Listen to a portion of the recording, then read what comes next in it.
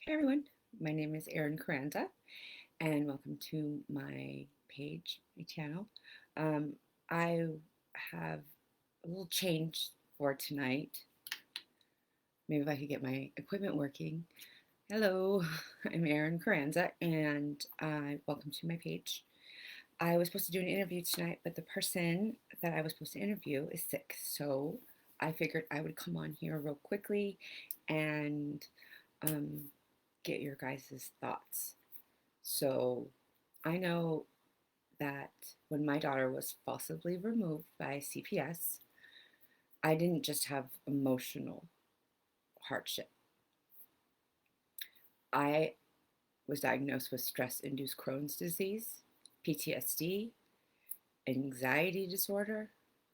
And the more people I talk to, the more I find that it's not just an emotional pain that we suffer when our children are taken. It's also physical. And I was just wondering how many of you out there have actually been diagnosed with some kind of ailment because of the removal of the stress of the removal of your children. Um, I have won my custody back. I have my daughter back. Well, I did until about 2 weeks ago. And then my husband up and moved and refuses to tell me where she's at. So I've taken him to family court. I filed parental kidnapping stuff and ex parte this and ex parte that. Um, but we have joint custody and he's not allowed to move, but he has because he lost in dependency court. So not only am I physically burdened by this, emotionally burdened, now I have this other stressor to deal with, and I was just wondering what the other parents were going through as well. Have any of you had this problem that I'm having now once you're out of dependency court into family court and the other parent didn't get their way, and so now it's like another shit show? So my husband decided that he didn't like the ruling. He didn't like the fact that I got custody back of my daughter. And he literally up and moved and lied to me about where he was or if he was moving at all until my son was doing Instacart in the area, happened to see him loading up a moving van. And I asked him, no, we're not moving. No, no, I'll let you know if we move. And now I'm like, where's our daughter? Nothing. He's literally just taken her. We've had mediation. We have a hearing coming up. I think I'm going to write a book that's called What Not to Do, thanks to Mario, because literally everything that he is doing, don't do. So don't interfere with the communication with your children and the other parent. Let them put up pictures. He sent back all of the paintings and all of the birthday gifts and all the Christmas presents with my daughter's babysitter back to me. And it was designed to hurt me, and it did. Because that's stuff that I did with my daughter when we were in separation. That was stuff that we did to keep our bond. And it's really quite petty. And I noticed that when he disappeared with my daughter, that my symptoms from the removal of my child started to not come back, but I started to feel like oh, like the other shoe's about to fall again, and I had to go back into my self-soothing techniques, and I had to go back into how I kept my cool during the whole time I was in dependency court. So mine's painting, yoga, which I haven't done in a long time. I should probably do it. Um, Painting and journaling. Um, but how do you guys deal with stress? How do you manage the physical ailments of having your child removed? So, like I said, I had my daughter removed without a warrant based on false allegations because I tried to take my own life over a year and a half now. It happened. My husband called on me. He didn't want to pay child support or alimony or any of that. So he watched me take my own life. He watched me have a heart attack, him and his friend and his girlfriend. They didn't get me help. My mother figured out where I was because I guess I called her to say goodbye. She figured out where I was by the carpet. And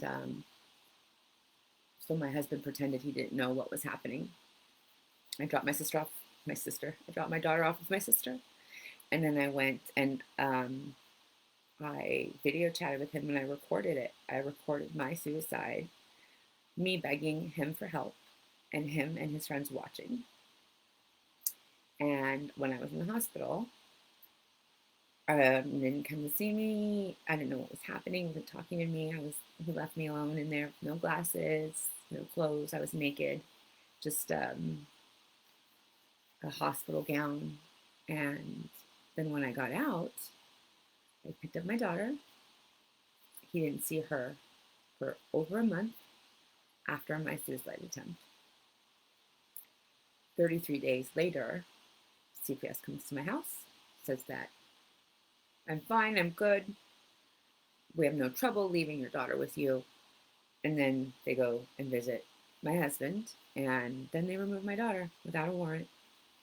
And I don't know if you guys seen it, but I posted part of my interview with CPS or DCFS because I had it recorded on my nanny cams. I also have my daughter's interview recorded on our nanny cams, and that was very interesting. I'm trying to figure out how to share that because my child's in it, but they're literally trying to get my child to say that either I beat her and abuse her, or her daddy beats her and abuses her. And my daughter said, no, no, no, no, no, no. Thank God my daughter is my daughter, and she uses her little voice because these two women were literally trying to get my daughter to admit to something that never happened. They told me, oh, your daughter said that your husband spanks her too hard, is abusive to her. And I said, you're lying. My husband might be a lot of things, but he doesn't beat our daughter. Well, that's not what your child said. Well, I know that you're lying. And once they found out that I had it all recorded, it changed. I got punished because they knew I had them on recording. So I had my daughter taken away because I tried to commit suicide. Not for abuse, not for neglect, not for failure to protect, none of that. I got it because I tried to take my own life. My daughter wasn't even with me. My daughter was with my sister in a whole nother location. And before I tried to take my own life, I called her father to go and get her. But he was too busy drinking and partying with his friends and watching a fight and didn't want to pick her up. So he just wanted to sit there and he wanted to watch me overdose and he wanted, it's a lot cheaper than alimony and child support. So, no abuse, no neglect, none of that. I didn't do any of that. I had her removed without a warrant based on hearsay, false allegations, shit talk. We need to change that.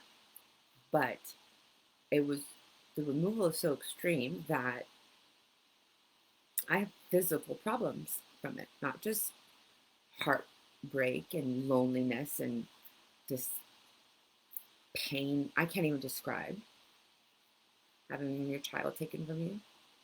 My son, who's now 22, he was diagnosed with leukemia when he was 6.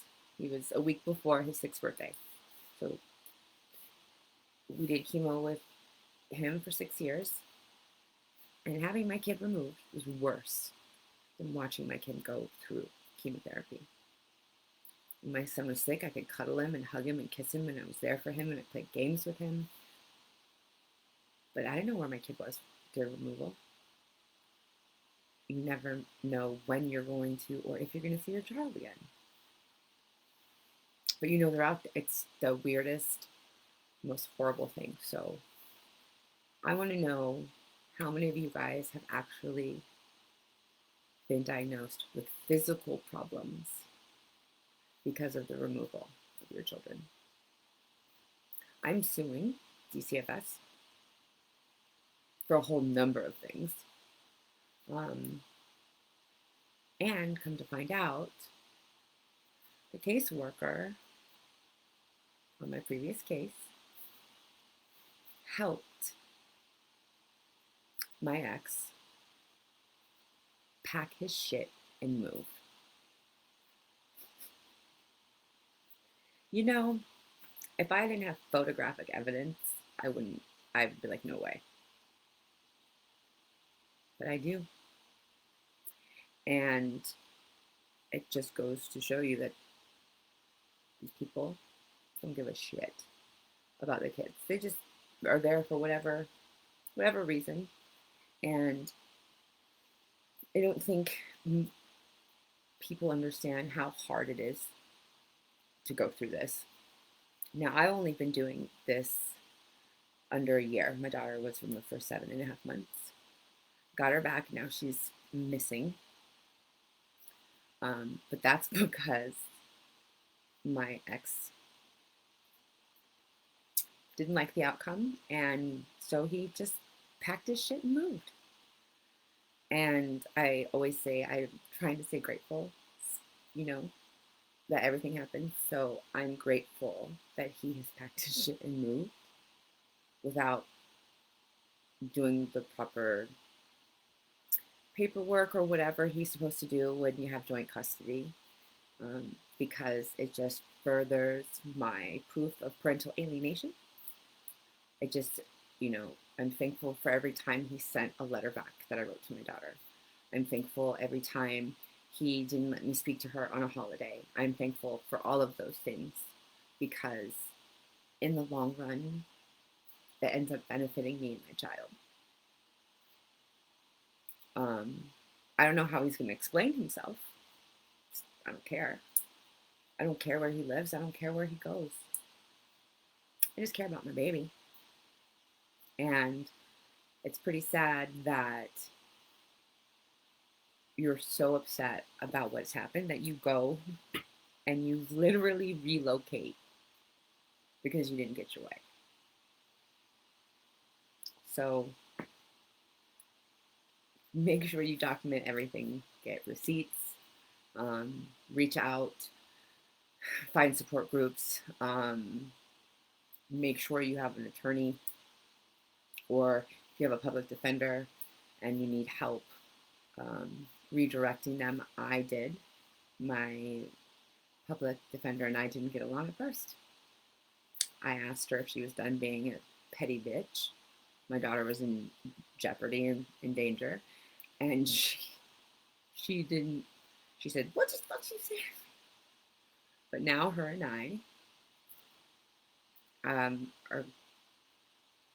I love her. I'm grateful for her. She walks on water, in my opinion, because once I stopped and I got her attention and I redirected her, she fought for my child like that was her niece. And I'm forever indebted to her. And so if you need help redirecting your attorney, I can help you. Do as much research as you can, take as much classes as you can, watch as many videos as you can. Make sure you are not alone, you're not isolated.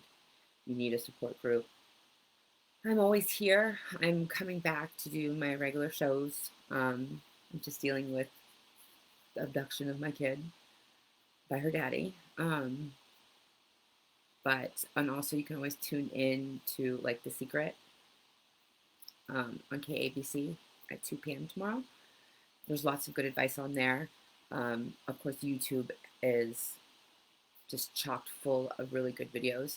I suggest watching a couple on the parental alienation. I have an expert coming on that talks about parental alienation, but we are going to talk about the parental alienation that happens when CPS is involved. And I'm really excited about that one because they actually drive a wedge and it starts from the jump. And nobody thinks about it that way. Everyone thinks, oh, it's just parent on parent. Well, no, not just parent on parent. Your caseworker does. They get in there and try to find wiggle room, try to get your kid go one way or the other. So make sure you reach out to people. You can always email me. You can go to any kind of community center. They have counseling. You can reach out to my friend Brian Hamilton. He is a great therapist. Um, but there's lots of resources here for you guys. You're not alone. And let me know how many of you guys actually have physical symptoms. And hopefully, hopefully, what we were supposed to do tonight, we can do tomorrow. It's a really great interview. So, guys, have a good night. And let me know in the comments if you guys want to see anything, if you have any questions for me. I'm here.